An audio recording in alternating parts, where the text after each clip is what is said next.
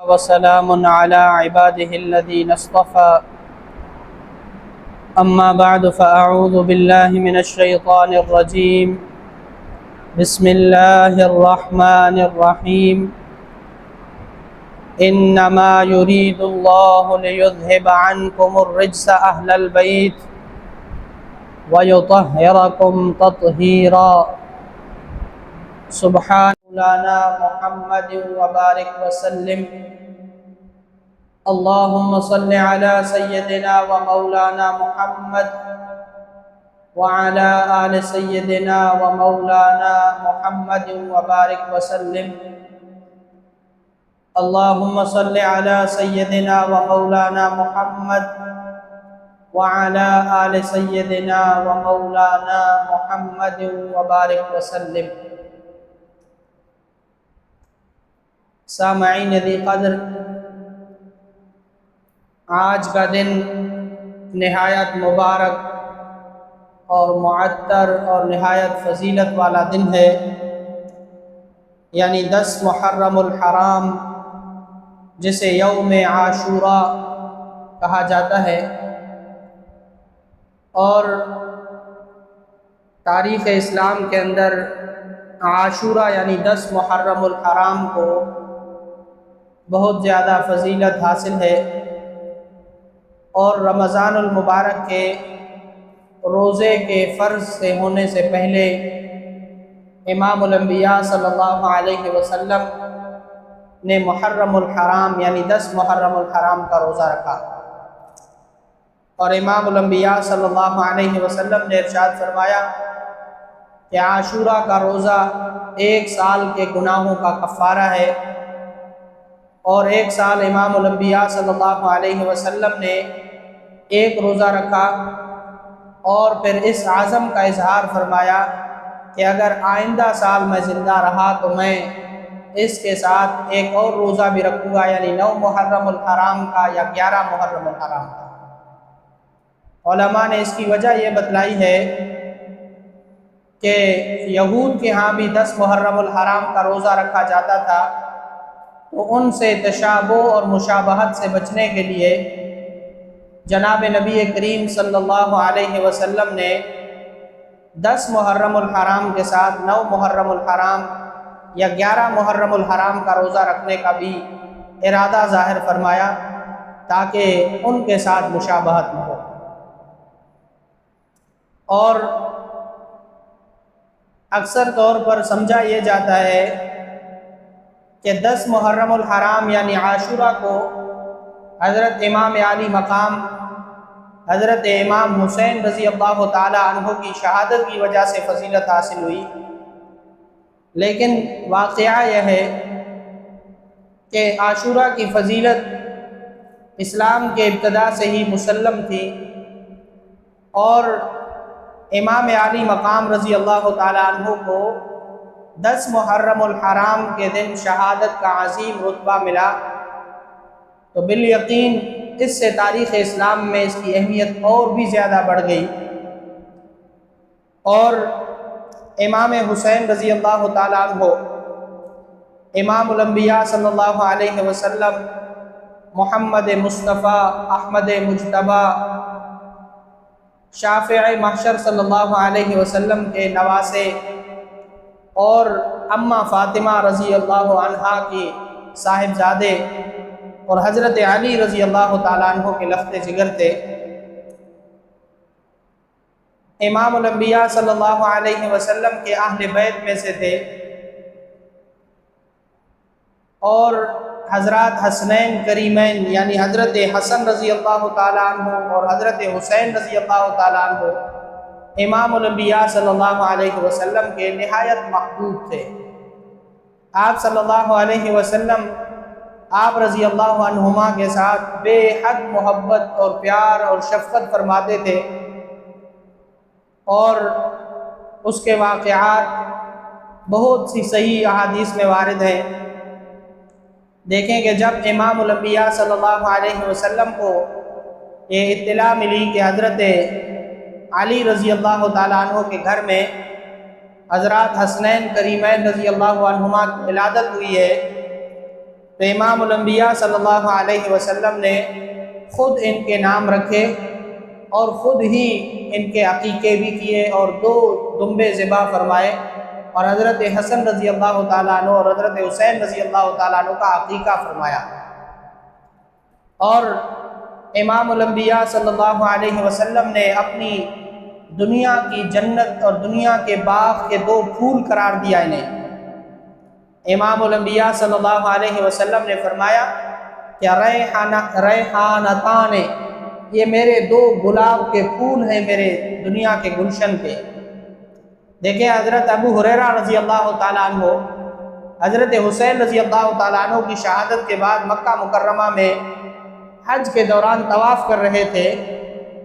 ایک شخص نے آ کر سوال پوچھا کہ حضرت اگر کسی نے احرام کی حالت کے اندر مکھی کو مار دیا ہے کیا اس کا کفارہ ہوگا؟ تو حضرت ابو ہریرہ رضی اللہ تعالیٰ عنہ نے سمجھ لیا تھا، ان کو یا شاید پہچان لیا تھا کہ یہ کوفہ یعنی عراق سے آئے ہوئے ہیں۔ تو حضرت ابو ہریرہ رضی اللہ تعالیٰ عنہ نے سوال کو ذرا مختلف انداز میں ان سے کہا کہ تمہارا تعلق کہاں سے ہے؟ اس نے کہا کہ میرا تعلق عراق سے ہے۔ تو حضرت ابو ہریرہ رضی اللہ تعالیٰ عنہ نے نہایت ہی بے دلی کے ساتھ اور ٹوٹے افسردہ لہجے میں فرمایا کہ لوگوں دیکھو ذرا اس شخص کو کہ یہ کیا کرتے ہیں اہل عراق، نبی کے نواسے کو قتل کر دیتے ہیں، نبی کے نواسے کو شہید کر دیتے ہیں، اپنے ہاتھ ان کے خون سے رنگین کر لیتے ہیں، وہاں ان کو کچھ نہیں ہوتا، اور یہاں پر یہ مجھ سے حالت احرام میں مکھی کے مارنے کا کفارہ پوچھ رہے ہیں۔ اور فرمایا کہ حالانکہ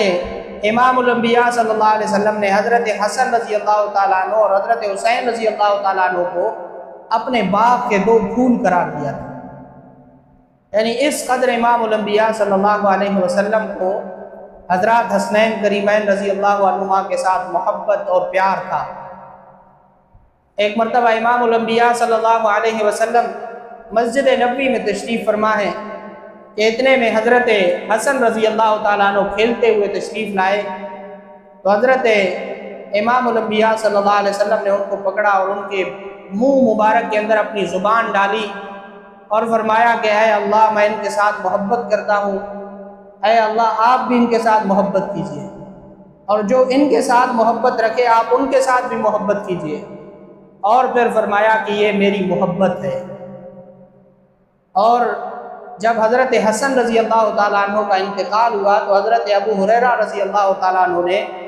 نہایت آپ دیدہ لہجے میں روتے ہوئے صحابہ کرام سے فرمایا کہ لوگوں آؤ دیکھو آج رسول اللہ صلی اللہ علیہ وسلم کی محبت کا انتقال ہو گیا۔ تو حضرت امام الانبیاء صلی اللہ علیہ وسلم اپنے ان 2 پیارے نواسوں کے ساتھ نہایت ہی محبت فرماتے ہیں۔ صحابہ کرام رضی اللہ عنہم فرماتے ہیں کہ ایک بار امام الانبیاء صلی اللہ علیہ وسلم ہمیں عشاء کی نماز پڑھا رہے ہیں، ہم نے دیکھا کہ عشاء کا سجدہ طویل ہو رہا ہے، طویل ہوتا گیا طویل ہوتا گیا طویل ہوتا گیا۔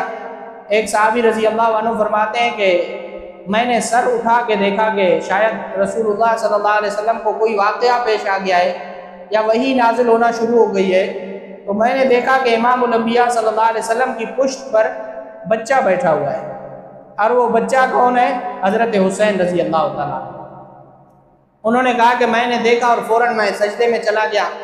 جب نماز ختم ہوئی صحابہ کرام رضی اللہ عنہم نے عرض کیا یا رسول اللہ صلی اللہ علیہ وسلم میرے ماں باپ آپ پر قربان ہو یا رسول اللہ،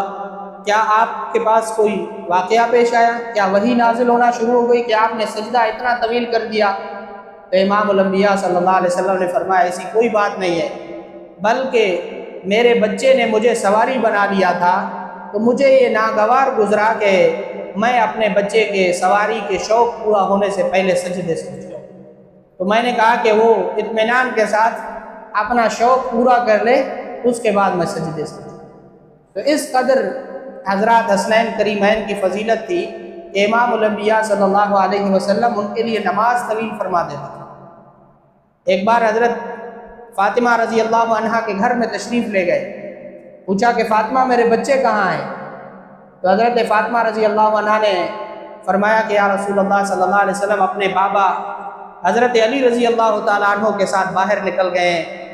تو امام الانبیاء صلی اللہ علیہ وسلم ان کو تلاش کرتے ہوئے فوراً ان کے پیچھے گئے. دیکھا کہ پانی جہاں جانوروں کو پانی پلایا جاتا ہے کنویں کے قریب حضرات وہاں کھیل رہے ہیں اور حضرت علی رضی اللہ تعالیٰ عنہ سائے میں بیٹھے ہیں. تو امام الانبیاء صلی اللہ علیہ وسلم نے ان کو دیکھا اور مسکرایا اور پھر حضرت علی سے فرمایا کہ علی گرمی کے سے پہلے میرے بچوں کو گھر لے جائیں، گرمی نہ لگنے پائے ان کو، اس سے پہلے میرے بچوں کو گھر لے جائیں. اس قدر امام الانبیاء صلی اللہ علیہ وسلم حضرات کے ساتھ محبت فرماتے تھے. اور دیکھیں کہ اللہ تبارک و تعالیٰ کی عجیب شان تھی کہ حضرت حسن رضی اللہ تعالیٰ عنہ امام الانبیاء صلی اللہ علیہ وسلم کی مشابہ تھے چہرے کے اندر، اور حضرت حسین رضی اللہ تعالیٰ عنہ گردن سے لے کر بقیہ جسم کے اندر امام الانبیاء صلی اللہ علیہ وسلم کے ہو بہو مشابہ تھے. حضرت علی رضی اللہ تعالیٰ عنہ فرماتے ہیں کہ اگر کسی شخص کو شوق ہو کہ وہ ایسے شخص کو دیکھے کہ جو اپنے چہرے میں امام الانبیاء صلی اللہ علیہ وسلم کی مکمل شبیہ ہے، وہ حضرت حسن کو دیکھے. اور اگر کسی شوق ہو کہ وہ ایسے شخص کو دیکھے کہ جو گردن سے لے کر پاؤں تک امام الانبیاء صلی اللہ علیہ وسلم کے ہو بہو شبیہ ہے، مکمل اس کا مشابہت ہے، تو وہ حضرت حسین رضی اللہ تعالیٰ عنہ. یعنی اللہ تبارک و تعالیٰ نے اس قدر ان کے اندر امام الانبیاء صلی اللہ علیہ وسلم کے ساتھ ایک ایسی نسبت عطا فرما دی تھی کہ وہ شکل شباہت کے اندر بھی امام الانبیاء صلی اللہ علیہ وسلم. اور امام الانبیاء صلی اللہ علیہ وسلم نے ایک بار جب تشریف لے گئے حضرت فاطمہ کے گھر، تو حضرت حسن رضی اللہ تعالیٰ عنہ کو بلایا. آپ صلی اللہ علیہ وسلم نے اپنی کالی چادر اوڑھی ہوئی ہے اور امام الانبیاء صلی اللہ علیہ وسلم نے حضرت حسن کو اس چادر کے نیچے بچھایا. اور اتنے میں دیکھا کہ حضرت حسین دوڑتے ہوئے آ رہے ہیں، انہیں بھی بلا لیا. اور پھر حضرت فاطمہ رضی اللہ عنہا کو بھی بلایا، اور پھر حضرت علی رضی اللہ تعالیٰ عنہ کو بھی بلایا. ان سب کو اپنی چادر کے نیچے بٹھایا اور دعا مانگی کہ اللہم ھذا اہل بیتی، اے پروردگار یہ میری اہل بیت ہے. اور پھر یہ آیت تلاوت فرمائی کہ انما یرید اللہ لیذھب عنکم الرجس اہل البیت ویطہرکم تطہیرا، کہ اللہ تبارک و تعالی چاہتے ہیں کہ وہ آپ لوگوں میں سے گندگی کو بالکل دور کر دے اور آپ کو نہایت مکمل پاکیزہ کر دے. تو یہ امام الانبیاء صلی اللہ علیہ وسلم کے اہل بیت میں سے. اور اہل بیت کے ساتھ محبت امام الانبیاء صلی اللہ علیہ وسلم کے ساتھ محبت ہے. اور امام الانبیاء صلی اللہ علیہ وسلم نے واضح طور پر بتلا دیا تھا کہ جس کے ساتھ تمہاری جنگ ہے اس کے ساتھ میری جنگ ہے، اور جس کے ساتھ تمہاری صلح ہے میری صلح اس کے ساتھ. امام الانبیاء صلی اللہ علیہ وسلم نے حضرت علی سے فرمایا تھا کہ جس کے ساتھ یعنی تم فاطمہ اور میرے حسن اور میرے حسین جس کے ساتھ جنگ کریں گے میری اس کے ساتھ جنگ ہو، اور جس کے ساتھ تم صلح کرو گے میری اس کے ساتھ صلح ہو. تو امام الانبیاء صلی اللہ علیہ وسلم کے اہل بیت کے ساتھ محبت یہ ایمان کی علامت ہے. اور تمام صحابہ کرام رضی اللہ عنہم بھی حضرات حسنین کریمین کے ساتھ نہایت محبت اور شفقت فرماتے تھے. دیکھیں کہ ایک مرتبہ حضرت ابو بکر صدیق رضی اللہ تعالیٰ عنہ نکلتے ہیں گھر سے باہر، تو دیکھتے ہیں کہ حضرت حسن رضی اللہ تعالیٰ عنہ بچوں کے ساتھ کھیل رہے ہیں. تو حضرت ابو بکر صدیق رضی اللہ تعالیٰ عنہ ان کو اپنی گود میں اٹھاتے ہیں اور ان کے چہرے کو چومتے ہیں اور فرماتے ہیں کہ یہ دیکھو تمہاری مشابہت تو میرے محبوب محمد الرسول اللہ کے ساتھ ہے، تم تو علی پر بالکل بھی نہیں گئے. اور یہ دل لگی حضرت علی رضی اللہ تعالیٰ عنہ سن کے مسکرا رہے ہیں. حضرت علی رضی اللہ تعالیٰ عنہ بھی وہاں موجود ہیں. حضرت ابو بکر صدیق رضی اللہ تعالیٰ عنہ نہایت احترام فرماتے ہیں. جب بھی حضرات حسنین کریمین تشریف لاتے تو حضرت ابو بکر صدیق رضی اللہ تعالیٰ عنہ کھڑے ہو جاتے تھے ان کے احترام میں. اور حضرت عمر رضی اللہ تعالیٰ عنہ کا تو نہایت ہی ایک عجیب عمل تھا کہ جس کی مثال ہمیں نہیں ملتی، کہ جب بھی حضرت حسن رضی اللہ تعالیٰ عنہ کے ساتھ آپ کا ملاقات ہوتی یا کسی راستے میں گزر ہوتا تو دور سے ہی حضرت عمر رضی اللہ تعالیٰ عنہ سلام میں پہل کرتے تھے، السلام علیکم یا سیدی، السلام علیکم. تو حضرت حسن رضی اللہ تعالیٰ عنہ کے دل کے اندر یہ خیال آیا کہ وہ حضرت عمر رضی اللہ تعالیٰ عنہ پر سلام میں سبقت لے جائیں. ایک دن انہوں نے دیکھا کہ حضرت عمر رضی اللہ تعالیٰ عنہ تشریف لا رہے ہیں، تو حضرت حسن رضی اللہ تعالیٰ عنہ دیوار کی اوٹ میں ہو کے کھڑے ہو گئے، چھپ گئے، تاکہ حضرت عمر رضی اللہ تعالیٰ عنہ کی ان پر نظر نہ پڑے اور ان سے پہلے وہ آج ان کو سلام میں پہل کرے۔ لیکن جو ہی دیوار کے قریب ابھی پہنچے تھے تو حضرت عمر رضی اللہ تعالیٰ عنہ نے السلام علیکم یا سیدی، اب جیسے ہی یہ فرمایا تو حضرت حسن رضی اللہ تعالیٰ عنہ نہایت تعجب میں آ گئے اور حضرت عمر رضی اللہ تعالیٰ عنہ سے پوچھا کہ حضرت امیر المؤمنین، آپ نے تو مجھے دیکھا بھی نہیں، میں نے آپ کو دیکھتے ہی میں چھپ گیا تھا اور میں نے یہ تہیہ کر لیا تھا کہ آج سلام میں پہل کروں گا۔ تو حضرت عمر رضی اللہ تعالیٰ عنہ نے فرمایا کہ آپ پر میرے ماں باپ قربان ہوں، آپ پر میرے ماں باپ قربان ہوں، صرف آپ کی شکل و شباہت نہیں ملتی امام الانبیاء صلی اللہ علیہ وسلم کے ساتھ، بلکہ آپ کی خوشبو بھی امام الانبیاء صلی اللہ علیہ وسلم کا۔ میں عمر آپ کو دیکھنے سے پہلے آپ کی خوشبو سے پہچان لیتا ہوں، آپ جس راستے سے گزرتے ہیں وہاں مجھے امام الانبیاء صلی اللہ علیہ وسلم کی خوشبو آ جاتی ہے۔ اس قدر ان حضرات کی آپس میں محبت اور شفقت۔ اور ایک بار جب حضرت عمر رضی اللہ تعالیٰ عنہ کے پاس مال غنیمت میں سے یمن سے کپڑے آئے تو آپ رضی اللہ تعالیٰ عنہ نے تمام صحابہ کرام رضی اللہ عنہ میں اور ان کے بچوں میں کپڑے تقسیم کیے۔ اب کپڑے تقسیم کرتے جا رہے ہیں حضرت عمر رضی اللہ تعالیٰ عنہ کے دل میں یہ خیال آ رہا ہے کہ ان میں سے جو بھی بہترین سے بہترین کپڑا ہوگا وہ میں حضرات حسنین کریمین رضی اللہ عنہ کو دوں گا۔ ایسے کرتے کرتے تمام کپڑے تقسیم ہو گئے، لیکن حضرت عمر رضی اللہ تعالیٰ عنہ کا دل مطمئن نہیں ہوا کہ ان میں سے کوئی کپڑے ان حضرات کی شایان شان، ان کی شان کے لائق ہوں، تو وہ سارے کپڑے تقسیم کر دیے گئے۔ پھر حضرت عمر رضی اللہ تعالیٰ عنہ نے حضرت معاذ بن جبل رضی اللہ تعالیٰ عنہ جو یمن کے گورنر تھے ان کو خط لکھا اور ان کے پاس ایک معقول رقم بھیجی کہ آپ وہاں سے یمن سے ایک شاندار خوبصورت اور حضرات حسنین کریمین رضی اللہ عنہ کی شان کے لائق مجھے کپڑا لے کر بھیجیں۔ انہوں نے وہاں سے یمن سے کپڑے لے کر بھیجے اور آپ نے حضرات حسنین کریمین کی خدمت میں وہ پیش فرمائے، اور پھر اس کے بعد فرمایا کہ ہاں اب میرا دل ٹھنڈا ہوا، میرے یہ دل میں خیال تھا کہ میں آپ کی شایان شان کپڑے پیش کر سکوں جو ان تقسیم ہونے والے کپڑوں میں آپ کی شان کے لائق نہیں تھے، تو میں نے یمن سے آپ کے لیے منگوائے۔ تو اس طرح حضرات صحابہ کرام رضی اللہ عنہم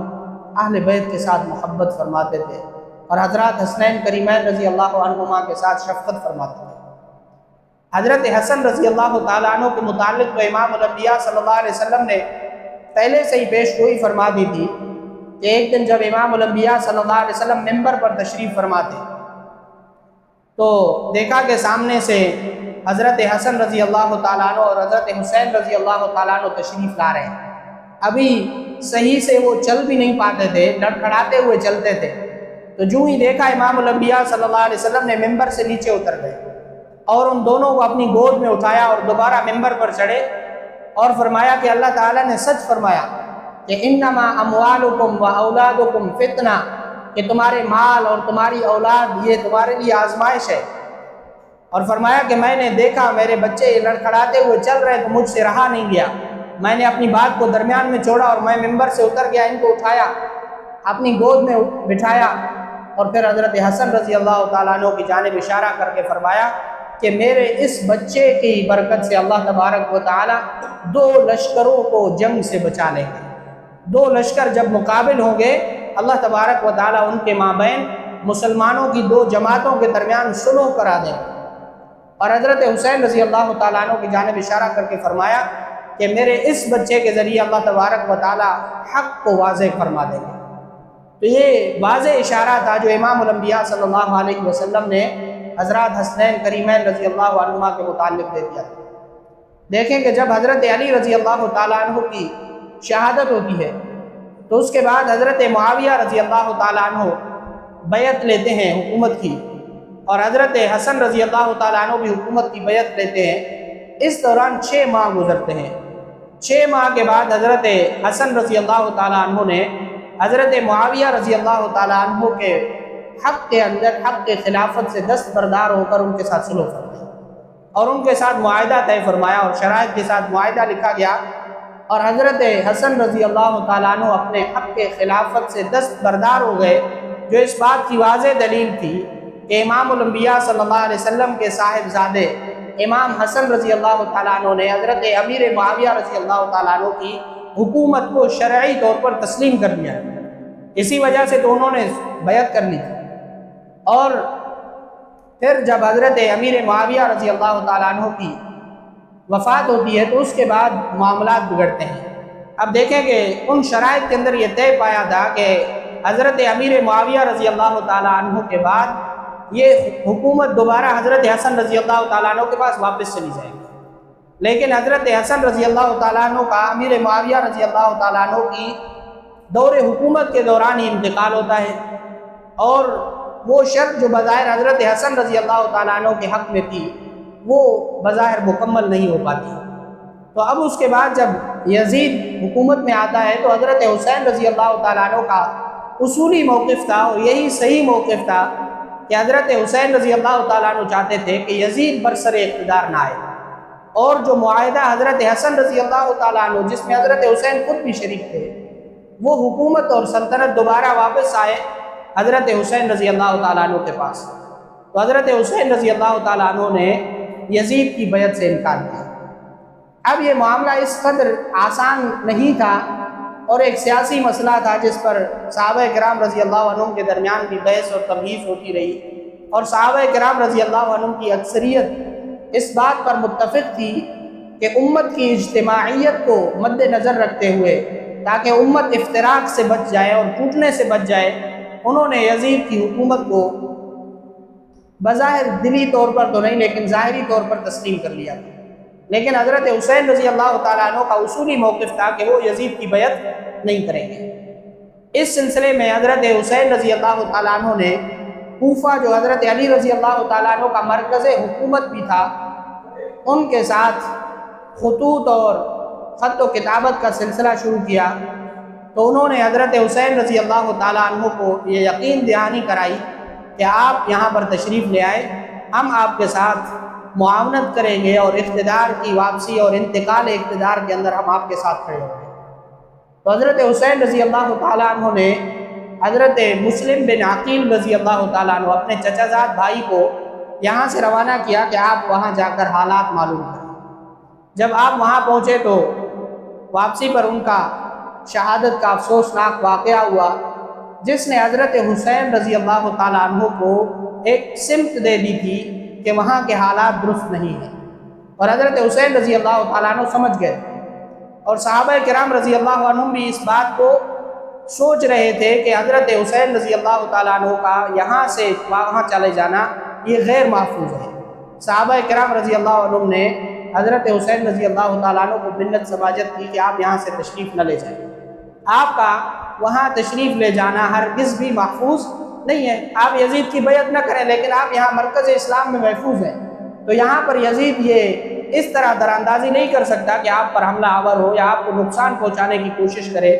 لیکن حضرت حسین رضی اللہ تعالیٰ عنہ اپنے اصولی موقف پر قائم تھے کہ وہ کسی بھی صورت یزید کو بیعت کو تسلیم نہیں کریں گے، اور حضرت حسین رضی اللہ تعالیٰ عنہ وہاں سے چلے، اور جب کربلا کے مقام پر پہنچتے ہیں تو یہاں پر حضرت حسین رضی اللہ تعالیٰ عنہ کے پاس یزید کا کارواں آتا ہے، وہاں سے صلح کے لیے سالس بھیجا جاتا ہے کہ آپ یہاں پر رک جائیں اور آپ پہلے میرے ہاتھ پر بیعت کریں، اور اس کے بعد آپ یزید کی بیعت کو تسلیم کرتے ہوئے آئیں اور یزید کے ہاتھ پر بیعت کریں۔ اب دیکھیں کہ جب حضرت حسین رضی اللہ تعالیٰ عنہ کربلا میں پہنچتے ہیں تو وہاں دو باتیں ہوتی ہیں۔ ایک بات تو یہ واضح ہو چکی تھی حضرت حسین رضی اللہ تعالیٰ عنہ پر کہ جن لوگوں نے مجھے خطوط لکھے ہیں، جن لوگوں نے مجھے بلایا ہے، وہ لوگ کبھی بھی میرے ساتھ کھڑے نہیں ہوئے، وہ لوگ پیچھے ہٹ چکے ہیں، اور حضرت حسین رضی اللہ تعالیٰ عنہ کو ان کی غداری کا بالکل اندازہ ہو گیا۔ اس کے بعد حضرت حسین رضی اللہ تعالیٰ عنہ نے تین باتیں ان کے سامنے رکھی کہ تین شرائط میں سے ایک میری شرط کو قبول کر لے، لیکن میں کسی بھی صورت یزید کے ہاتھ پر بیعت نہیں کروں گا۔ ایک شرط یہ ہوگی کہ آپ مجھے واپسی کا راستہ دے دیں، میں واپس چلا جاؤں گا۔ دوسرا طریقہ یہ ہوگا، دوسری شرط یہ ہے کہ آپ مجھے یہاں سے چھوڑیں، میں یہاں پر حدود ریاست سے نکل کر جو ریاست کے قبائلی علاقے ہیں میں وہاں پر چلا جاؤں گا، اور کفار کے ساتھ میں جہاد کرتا رہوں گا، پوری زندگی میں وہی جہاد میں مصروف رہوں گا۔ اور تیسری شرط یہ ہوگی کہ آپ مجھے یہاں پر بٹھائیں اور ایک شورا قائم کریں۔ حضرت معاویہ رضی اللہ تعالیٰ عنہ کی جو حکومت کی شرائط طے پائی تھی، ان شرائط پر معاہدے پر ہم بات کرتے ہیں، لیکن وہ کسی بھی بات پر راضی نہیں ہوئے۔ اب یہ بات طے ہو چکی تھی کہ حضرت حسین رضی اللہ تعالیٰ عنہ کے ساتھ ایک واقعہ ہونے والا تھا، اور حضرت حسین رضی اللہ تعالیٰ عنہ کو اس بات کا بخوبی اندازہ ہو چکا تھا، لیکن آپ نواسہ رسول تھے اور ظاہر ہے کہ امام الانبیاء صلی اللہ علیہ وسلم کی اہل بیت میں سے تھے اور آپ کا خون تھے، تو یہ کیسے ممکن تھا کہ حضرت حسین رضی اللہ تعالیٰ عنہ یہ جانتے ہوئے بھی کہ میرا موقف درست اور اصولی ہے اس سے پیچھے ہٹ جائے؟ یہ ممکن نہیں تھا۔ تو حضرت حسین رضی اللہ تعالیٰ عنہ نے وہاں پر اس بات کا تہیہ کر لیا کہ ہم کسی بھی صورت اس اب جنگ سے واپس نہیں ہوں گے، اگر یہاں پر جنگ ہوتی ہے تو پھر جنگ سے۔ یہ بات یہیں تک پہنچی تھی کہ اگر جنگ لازم ہے تو پھر جنگ سے، پھر اس کا نتیجہ جو بھی ہوگا ہار یا جیت کی شکل۔ حضرت حسین رضی اللہ تعالیٰ عنہ نے 9 محرم الحرام کی رات میں اپنے ساتھیوں کے ساتھ مشاورت کی کہ یہاں پر اب میدان جو سجے گا تو اس میں آپ حضرات میں سے، اب ظاہر ہے کہ وہ شروع میں جنگ کے ارادے سے تو نہیں آئے تھے، تو حضرت حسین رضی اللہ تعالیٰ عنہ نے فرمایا کہ آپ میں سے جو واپس جانا چاہتا ہے تو وہ خوش دلی کے ساتھ واپس چلا جائے، میں یہیں پر ہوں اور اس کا فیصلہ اب میدان میں ہونے والا ہے، تو لہذا جو حضرات جنگ کے ارادے سے نہیں آئے تھے وہ واپس جا سکتے ہیں، اور جو میرے ساتھ کھڑے ہونا چاہتے ہیں تو پھر میرے ساتھ کھڑے رہے۔ اب ان میں 72 کے قریب جو ساتھی تھے حضرت حسین رضی اللہ تعالیٰ عنہ کے، وہ اس بات پر ڈٹے رہے کہ وہ کسی بھی صورت اس جنگ سے آپ واپس نہیں ہوں گے، چاہے اس کا نتیجہ کچھ بھی نہیں۔ اب وہ گھڑی آتی ہے 10 محرم الحرام اس وقت کی کہ جب یہ جنگ لازم ہو چکی تھی اور یہ جنگ ہو رہی تھی، تو اس وقت اب دیکھیں کہ یہاں 2 معاملات ہیں کہ جن کو اصولی طور پر مشکوک کر دیا جاتا ہے۔ ایک موقف یہ پایا جاتا ہے کہ بھئی یزید کی حمایت کرتے ہوئے ہم اتنا آگے نکل جاتے ہیں بعض لوگ کہ حضرت حسین رضی اللہ تعالیٰ عنہ پر وہ طرح طرح کے اعتراضات گھڑتے ہیں کہ حضرت حسین کو کیا ضرورت تھی یزید کے مقابل کھڑی ہونے کی، اور ان کی شرعی حکومت تھی، ان کے ساتھ ٹھہر جاتے۔ اور بعض حضرات جو ہے حضرت حسین رضی اللہ تعالیٰ عنہ کے دفاع کے اندر اتنا آگے نکل جاتے ہیں کہ پھر وہ اس آڑ میں حضرت معاویہ رضی اللہ تعالیٰ عنہ پر اعتراضات کرنے لگ جاتے ہیں۔ تو واضح طور پر جو اصولی موقف ہے اہل سنت والجماعت کا وہ یہی ہے کہ رسول اللہ صلی اللہ علیہ وسلم کی سنت کے مطابق ہمارا عقیدہ وہی ہے، ہمارا موقف وہی ہے کہ امام الانبیاء صلی اللہ علیہ وسلم نے بتا دیا تھا کہ جس کے ساتھ تمہاری صلح ہوگی میری اس کے ساتھ صلح ہے، جس کے ساتھ تمہاری جنگ ہوگی میری اس کے ساتھ جنگ ہے۔ حضرت حسن رضی اللہ تعالیٰ عنہ نے حضرت معاویہ کے ساتھ صلح کی تھی، تو حضرت معاویہ کے ساتھ ہماری صلح ہے۔ حضرت حسین رضی اللہ تعالیٰ عنہ نے یزید کے ساتھ جنگ کی تھی، تو ہم بغیر کسی شک و شبے کے، بغیر کسی کیل اور کال کے، بغیر کسی تعویل کے ہم یزید کو فاسق بھی مانتے ہیں، فاجر بھی مانتے ہیں، ظالم مانتے ہیں، اور ہماری اس کے ساتھ جنگ ہے۔ بات درست۔ حضرت حسین رضی اللہ تعالیٰ عنہ نے اس مقام پر قربانی دی اور رسول اللہ صلی اللہ علیہ وسلم کی پیش گوئی کو سچا ثابت کر دیا کہ امام الانبیاء صلی اللہ علیہ وسلم نے فرمایا کہ میرے اس بچے کے ذریعے سے اللہ تبارک و تعالی حق کو واضح فرما دیں گے، اور ان کی صداقت اور حق کی دلیل یہ ہے کہ یزید کے کچھ ہی عرصہ کے بعد جب وہ ذلت کی موت مرا تو اس کے بعد ان کے بیٹے معاویہ بن یزید جو ان کے بیٹے تھے ان کے پاس حکومت آنی تھی، لیکن انہوں نے دستبرداری کا اعلان کیا۔ انہوں نے واضح طور پر اعلان کیا کہ وہ کسی طرح کی ایسی کوئی حکومت نہیں لینا چاہتے جس میں رسول اللہ صلی اللہ علیہ وسلم کی اہل بیت کا خون شامل ہو، میں وہ حکومت نہیں لے سکتا۔ انہوں نے اس حکومت سے دستبرداری کا اعلان کیا۔ اب دیکھیں کہ حضرت حسین رضی اللہ تعالیٰ عنہ کا کربلا تک جانا یہ اس بات کا پیغام تھا کہ حق چاہے کتنی بھی تھوڑی اور قلیل تعداد میں ہو، لیکن وہ ہمیشہ ایک موقف پر ہوتا ہے، اور اس کے لیے اگر جنگ لازم ہو تو پھر وہاں لشکر نہیں دیکھے جاتے کہ سامنے کتنا بڑا لشکر ہوگا، اس کے پاس کتنے وسائل ہوں گے، بلکہ حق اپنے موقف کے لیے لڑ جاتا ہے اور ہمیشہ اپنا سر بھی کٹا دیتا ہے۔ اور حضرت حسین رضی اللہ تعالیٰ عنہ نے وہی کیا، اور حضرت حسین رضی اللہ تعالیٰ عنہ کی یہ قربانی اس امت کے لیے، اسلام کے لیے، قیامت تک کے لیے ایک روشن باب رہے گی اس سلسلے میں کہ کبھی بھی کسی وقت کے یزید کے ساتھ مفاہمت کرنے کے بجائے اس کے سامنے ڈٹ جانا اور اس کا مقابلہ کرنا اور اپنی جان تک کو پیش کر دینا، یہ حسینی راستہ ہے اور حسینی قافلہ ہے۔ جو بھی فطری طور پر، عملی طور پر اس راستے پر چلتا رہے گا، وہی حضرت حسین رضی اللہ تعالیٰ عنہ کا پیروکار اور کاربند ہوگا، اور وہی اصل حسینی کہلانے کا حقدار ہوگا۔ اللہ تبارک و تعالیٰ سے دعا ہے کہ اللہ تبارک و تعالیٰ ہمیں حسینی قافلے کے اندر شامل فرمائے، اور اللہ تبارک و تعالیٰ ہمیں حضرت حسین رضی اللہ تعالیٰ عنہ کے نقش قدم پر چلنے کی توفیق نصیب فرمائے۔ وآخر دعوانا ان الحمد للہ۔